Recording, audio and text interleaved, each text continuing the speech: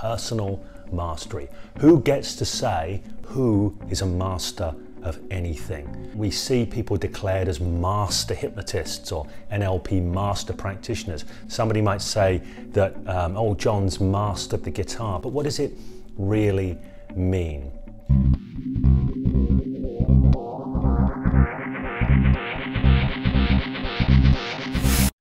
Hi there, this is James Tripp. This is a video for James Tripp Chaos Wave. It is on personal mastery, but more specifically what personal mastery means to me. Now, who gets to say who is a master of anything?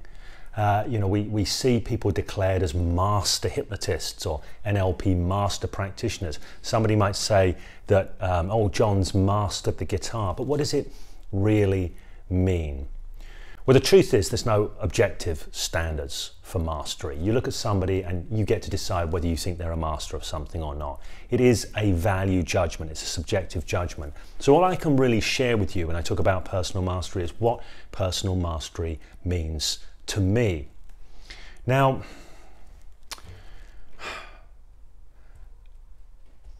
I started out my journey with this when I was about 19 years old. I'll give you some backstory on this. I was growing up as a kid. I didn't like school, didn't enjoy school, I hated it. There was not a lot I enjoyed actually about my childhood. There was a lot of fearfulness there. I used to have night terrors, all kinds of things. And I really felt constrained. I really loathed school, and that was the thing I resented the most. And I so looked forward more than anything to being an adult, because in my mind, when I became an adult, I would be free. I would be free. I wouldn't have put it in this way at the time, but it would be like I would get to step into my own sovereignty and be king of my own world and all of this kind of thing. I thought when I'm an adult, I won't have to go to school anymore. Nobody will be telling me what to do. And I was so looking forward to this freedom. And this freedom just didn't manifest. In fact, what I found is there were even more demands placed upon me by the world around me than I'd had when I was a kid. Of course, because now I had to pay rent and stuff like this. I had to look after myself. I didn't have anyone there to bail me out so easily, although my parents were there, but they weren't there in the same way as when I was a kid. So all of a sudden, I'm expected to go to a job instead.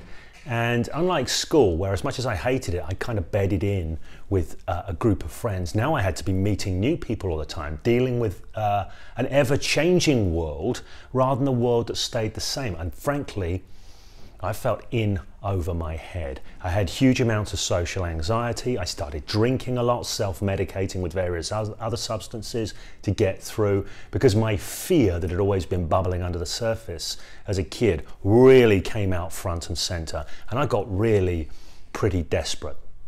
I'll admit this, I got really pretty desperate. I used to imagine as I was driving down these hills near where I lived, there was a railway bridge either side. I used to think about swerving off, hitting the bridge, because my mantra at the time, I mean, it was so teenage. I used to say, I didn't sign up for this. I didn't sign up for this. And my whole attitude was, life's not fair. It's not fair. Life shouldn't be this way.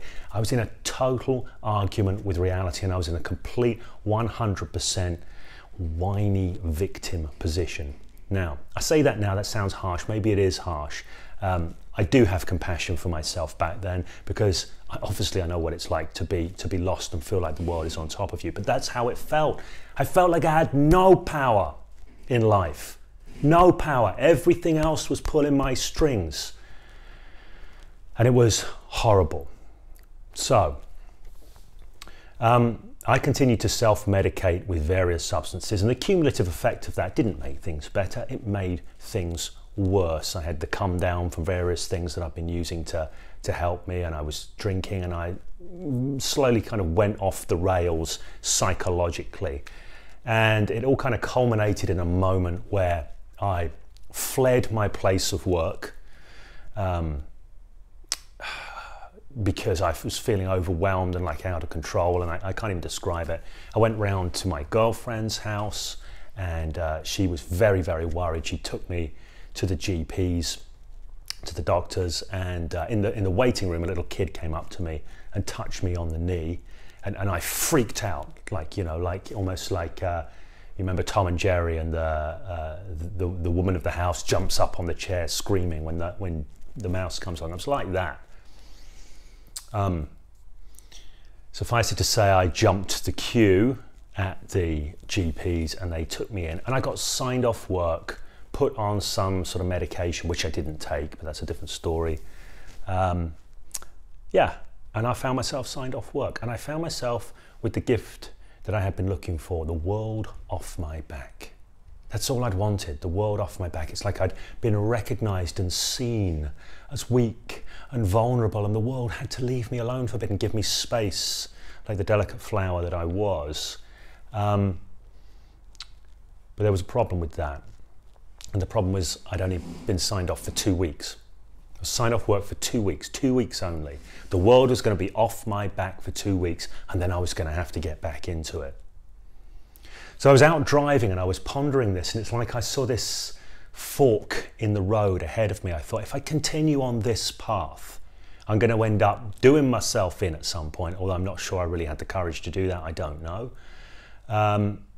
Or I was going to end up like a proper, you know, psychiatric patient, sectioned the like. I knew a few people had been sectioned at the time, and I was thinking that might be the direction I was headed in, or I was going to have to get back out there, get back out into the world, or get back out into this jungle, this oppressive jungle as I saw it. And I saw this kind of fork in the road ahead of me. I was driving, so it wasn't a literal fork, it was a metaphorical fork. And then this sort of thought came to me, which was, the world is not going to reorganize itself to suit my needs. This was the realization, and I knew that on some level I would have to change. Now, it wasn't about changing to fit in with the world. I was way too much of a rebel for that. That's why I never got on at school. It's why in my short amount of time working, I'd already been kicked out of a few jobs. I was not good. I had a problem with authority, I was told. So in looking at this, it wasn't about changing myself so as I could, you know, fit with this world. It was about changing myself so I could have power with this world. I could do something with it. This was the mind shift that occurred to me when I was out driving at 19 years old.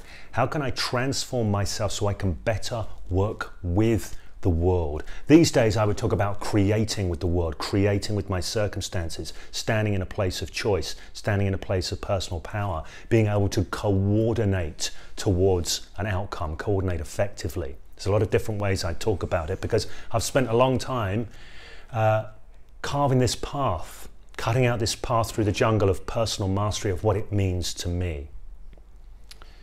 So, what does personal mastery mean? It means being able to create with your circumstances rather than being a victim of them. It means always being able to find within circumstances the place that you can choose. It's about discovering different options, different ways of experiencing, different ways of framing, so that you are always in a position of choice and of profound choice. You're always able to find a way through, a way round, a way past, or a way to take an obstacle and turn it into the way. This is all what personal mastery means. Sometimes I talk to people, I say, look, it's just about being in the driving seat of your life. Sometimes when I'm working with the military veterans, because they come in, I say, look, I get it, life, it feels like life's on top of you. Well, this is about getting you back on top of life. You on top of life. There's a lot of different ways of thinking about this, but it's about you connecting with your power to engage creatively with each moment and to work with what comes up in each moment in creating outcomes that are rewarding and fulfilling.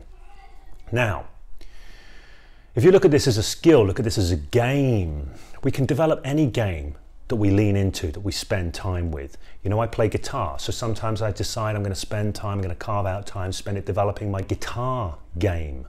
So I know that any game in life, my guitar game, my chess game, my capoeira game, my martial arts game, my personal mastery game, my coaching game, any area I can enrich my understanding and expertise set so that I have more choice to coordinate in any moment, more choice of how I coordinate when I'm playing guitar, and therefore more choice in the kinds of outcomes I can create.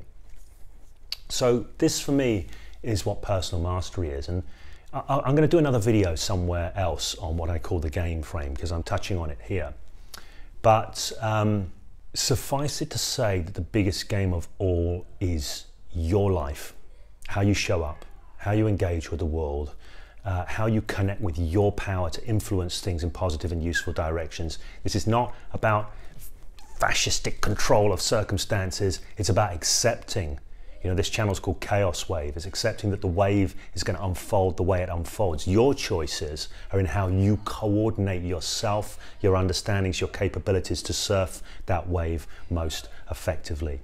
Okay, so if you like this video, please do like the video. And if you want to get rich perspectives on self-transformation and personal mastery that you will not get anywhere else, make sure you hit subscribe to the channel and hit that notifications bell. That's an important thing. Final word, if you've got any questions, please make use of the comments section or just share a comment anyway. Just give me your feedback.